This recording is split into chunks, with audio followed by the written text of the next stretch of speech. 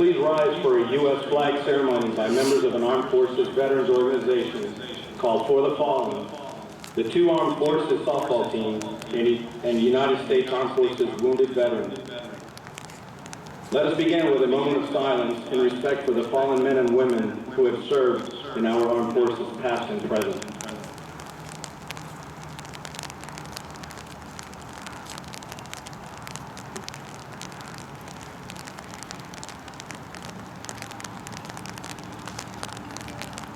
Thank you. Thank you. I am Major Greg Zayas, and I'm a U.S. Army veteran. For the Fallen assists with the transition for wounded service members, their families, as well as the families of those who paid the ultimate sacrifice. Our team conducts veteran awareness ceremonies at each event that we participate in to give thanks to these great Americans who volunteered to be members of our armed forces, some of which have passed on due to injuries sustained in the line of duty. On the field, you will see 3 softball teams. One of those teams is made up of softball players that are United States Armed Forces veterans, representing different branches of service, as well as other members of the For the Fallen organization that are descendants of a veteran, along with a few players who have volunteered to be part of this organization. You will also see 2 other teams on the field. These 2 teams are made up of active duty members of the armed forces, whether active duty or on reserve status. These teams are better known as the Armed Forces Men and Women Softball Team.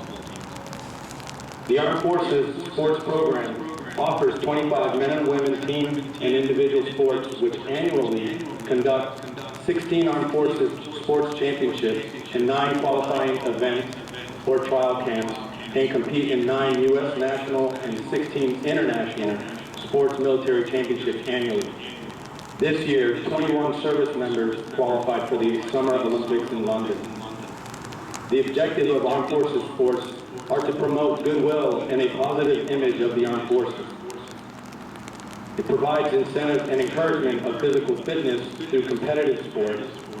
It provides a venue for military athletes to participate in national and international competitions, and to contribute to the recruitment, retention, and the readiness of the service members. Each year, male and female softball playing service members around the world apply and are selected to attend a trial camp where 15 players are selected to represent their respective branch of service. These are Army, Air Force, Marine Corps, and Navy, as well as the Coast Guard. These 4 teams will meet as what is known as the annual Armed Forces Softball Championship, where they play each team 3 times. At the end of the championship game, 1 male and 1 female team is crowned the gold medal winners. At that point, the gold-winning team's head coaches and 15 male and 15 female players are selected to form what is known as the Armed Forces teams, which compete in the annual ASA A Nationals events. At this year's event in Fort Sill, Oklahoma, both the men's and women's Army teams were crowned gold medal winners. On the field, you will see the 2012 men's Armed Forces team, coached by Command Sergeant Major retired Victor Rivera, and the 2012 female Armed Forces teams, coached by Army Master Sergeant Kenny Fairley. Please join me in a round of applause for the 2 teams, which are made up of male and female Army, Air Force, Navy, Marine Corps, and Coast Guard service members stationed all around our globe.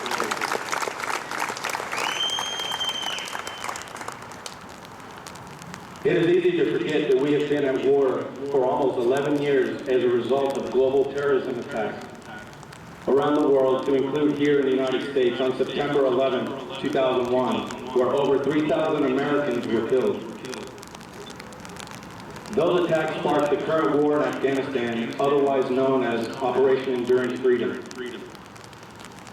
Operation Enduring Freedom began on the 7th of October 2001 and is still ongoing. Up to this point, the terrorist group Al-Qaeda has been dismantled and ended its use of Afghanistan as a base. The terrorist leader, Osama bin Laden, has been executed, and the Taliban regime has been ousted from power. There is now a new Afghan government with elections, and they now have their own security forces, which were trained by the U.S. soldiers, service members, and coalition forces. At this time, there have been over 2,000 Americans killed in action and over 17,000 wounded Americans while in support of the war in Afghanistan. Today, we are honored to raise awareness for United States Air Force Tech Sergeant Select Leonard Anderson, who was recently wounded in action in Afghanistan. Sergeant Leonard Anderson enlisted into the United States Air Force in July of 2002 as a security forces member. In May 2006, he retrained to become a military working dog handler. Sergeant Anderson was stationed at Malmstrom Air Force Base in the 741st Missile Security Forces Squadron, working as a convoy response force member and fire team leader. He was then stationed at Eglin Air Force Base in the 96th Security Forces Squadron as a military working dog handler. During his time at Eglin, he deployed to Bagram, Afghanistan, conducting joint service operations with the Army. After that, he was stationed at Osan Air Base, Korea, in the 54th Security Forces Squadron as a military working dog member, where he was responsible for 28 working dog teams. Finally, he was stationed at Elson Air Force Base in the 354th Security Forces Squadron as a military working dog handler, at which time he was deployed to Forward Operation Base in Afghanistan, conducting outside-the-wire joint service missions with the Army. On July 28, 2012, Sergeant Anderson was conducting a dismounted reconnaissance mission in a local village outside a combat outpost in Afghanistan. While he and his military working dog, ASA, were providing route clearance for the platoon, he encountered an IED. Sergeant Anderson suffered multiple wounds to his legs, hands, and arms. He lost 5.5 fingers and had major injuries to his left leg. Had it not been for the medics on the ground, he would have more than likely lost his leg. He was medically evacuated with his dog Asa to Kandahar Air Base for immediate medical attention. Then was medically evacuated to Landstuhl, Germany, and finally to San Antonio Military Medical Center, where he currently resides. Sergeant Anderson is now walking and making extremely great progress. And he was awarded the Purple Heart for the injury sustained as a result of his action in support of Operation Enduring Freedom. Sergeant Anderson, his wife Kelly, who is also an active duty member, and their 2 children, Aiden and Carly, are being relocated to Laughlin Air Force Base for his recovery efforts. His plans are to recover from his injuries and stay involved in the military working dog career field. Please join me in a round of applause in recognizing Sergeant Leonard Anderson for his selfless service to our country, along with his family, Kelly and 2 children, Aiden and Carly. Sergeant Anderson, we trust that you will have a full recovery and will be back working with your military dogs in no time. Because of his injuries, Sergeant Anderson is unable to be here with us today, but is watching the ceremony through the live feed on the internet. In his absence, Staff Sergeant Wesley Cummings will receive a few tokens of appreciation from members of the Armed Forces teams as well as for the fallen. Staff Sergeant Cummings is currently stationed in Aviano Air Force Base in Italy. He is a 2-time member of the All-Air Force softball team and was selected as a member of the 2012 Men's Armed Forces team. He has known Sergeant Anderson for over 3 years and has been stationed alongside him and his family. They remain good friends, which is a typical action of the military families, and is receiving appreciation on his behalf today. At this time, head coach of the For the Fallen softball team, Army Sergeant First Class retired Jamie Fergozo, is presenting Staff Sergeant Cummings with a United States flag secured in a shadow box. This shadow box will be signed by all the members of For the Fallen, as well as the 2 Armed Forces teams. Sergeant Anderson will be able to proudly display this shadow box and share the story on how he received this on this special day.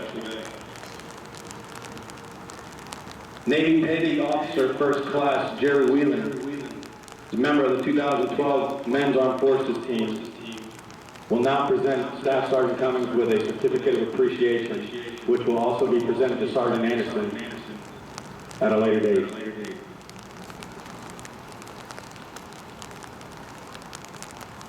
Navy veteran Johnny Bailey will present Staff Sergeant Cummings with a For the Fallen commemorative coin and a certificate of appreciation to Sergeant Anderson's family for their continued support to Sergeant Anderson and his recovery efforts.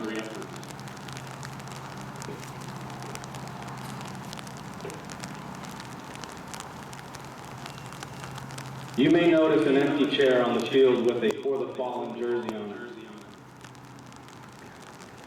It is here to represent a Women's Armed Forces team member, Army Corporal Ashley Walter's husband.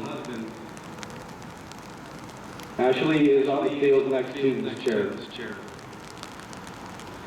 On May 13th of this year, her husband, Sergeant Brian Walker, was killed in action while deployed in Afghanistan. He is here with us in spirit, and today we would like to honor him for the ultimate sacrifice he paid. This ultimate sacrifice allows us to be here participating in this softball event today. We also want to express to Corporal Ashley Walker that her sacrifices have not been gone unnoticed, and that we're here for her to support her during her difficult transition period in her life. At this time, Head Coach, U.S. Army Retired Sergeant First Class Jamie Pagozo will present Corporal Ashley Walker with a U.S. flag secured in the shadow box in honor of her husband's ultimate sacrifice.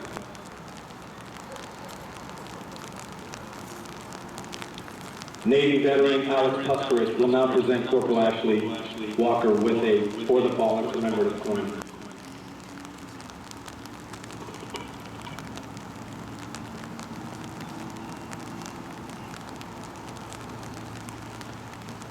Ladies and gentlemen, please join me once again in a big round of applause for these two families and their sacrifices to our nation.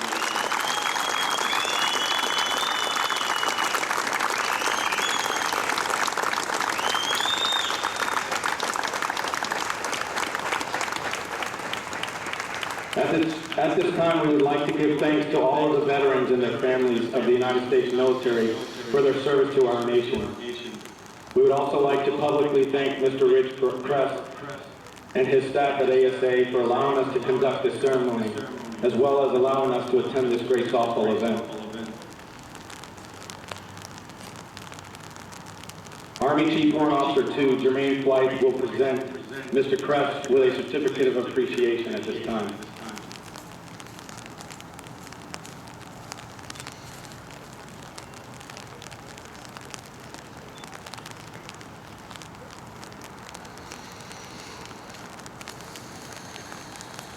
We would also like to thank the two armed forces, players and coaches for their added touch to this ceremony, as well as congratulate them for their accomplishments and representation of our great armed forces.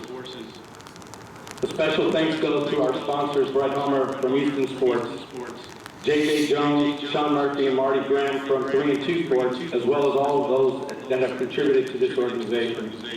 For more information about our organization and how to contribute to the cause, please visit our website, forthefallen.org, or simply feel free to speak to one of the For the Fallen players on the field. This concludes our ceremony. Thank you very much for your time and attention, and good luck to all those teams that are still participating in the event.